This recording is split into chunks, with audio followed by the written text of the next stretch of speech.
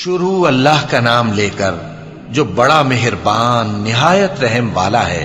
جب سورج لپیٹ لیا جائے گا اور جب تارے بے نور ہو جائیں گے اور جب پہاڑ چلائے جائیں گے اور جب بیاہنے والی اونٹنیاں یوں ہی چھوڑ دی جائیں گی اور جب وحشی جانور جمع کیے جائیں گے اور جب سمندر آگ ہو جائیں گے اور جب روحیں جسموں سے ملا دی جائیں گی اور جب اس بچی سے جو زندہ دفنا دی گئی ہو پوچھا جائے گا کہ وہ کس گناہ کے سبب قتل کر دی گئی، اور جب اعمال کے دفتر کھولے جائیں گے اور جب آسمان کی کھال کھینچ لی جائے گی اور جب دوزخ کی آگ بھڑکائی جائے گی اور جب بہشت قریب لائی جائے گی، تب ہر شخص معلوم کر لے گا کہ وہ کیا لے کر آیا ہے۔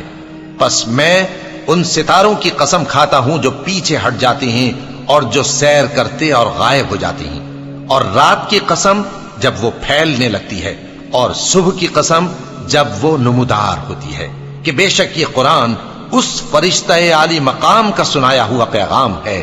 جو صاحب قوت ہے، مالک عرش کے ہاں اونچے درجے والا ہے، سردار ہے، ساتھ ہی امانت دار ہے۔ اور مکے والو تمہارے رفیق یعنی ہمارے پیغمبر صلی اللہ علیہ وآلہ وسلم دیوانے نہیں ہیں،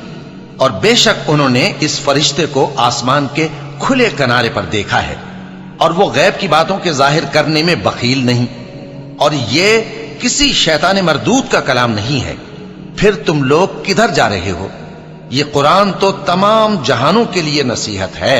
یعنی اس کے لیے جو تم میں سے سیدھی راہ چلنا چاہے، اور تم لوگ کچھ بھی نہیں چاہ سکتے مگر وہی جو اللہ رب العالمین چاہے۔